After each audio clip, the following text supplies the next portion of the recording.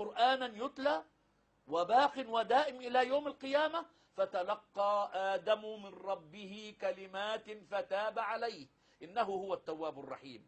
يقول معظم المفسرين من أهل السنة، ابن كثير، الفخر الرازي، تفسير الفتح القدير للشوكاني، تفسير روح المعاني للسيد الألوسي، كل هذه التفاسير في مقدمة عمالقة التفسير عندنا عند أهل السنة تقول جميعا عند تفسير هذه الآية حديث عن ابن عباس: يا ابن عباس، ما هي الكلمات التي تلقاها آدم من ربه فتاب عليه؟ قال: أسأل رسول الله صلى الله عليه وآله وسلم. فقال: سيدي يا رسول الله، ما هذه الكلمات التي تلقاها آدم من ربه فتاب عليه إنه هو التواب الرحيم؟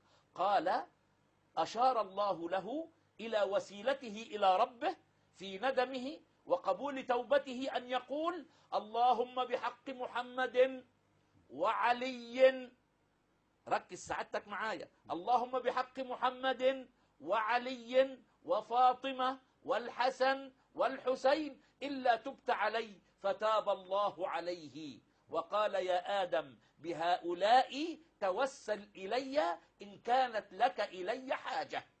يبقى الاسم مذكور من متى؟ من يوم خلق آدم وفي قصة آدم. هذا ما يذكره معظم المفسرين، هذا إشارة، كل هذه إشارة إلى المقام المحمود لمولانا أمير المؤمنين علي بأنه هو الخليفة وهو الوصي وهو الوارث وهو الإمام، وأن هذا الجعل يعني قد نستغرب عند حتى بعض العلماء الذين يقولون إن الشيعة هي اللي بتقول على سيدنا علي هو الإمام، والشيعة هي اللي بتقول على علي أمير المؤمنين، والشيعة هي اللي بتقول على علي أن الله هو الذي سماه.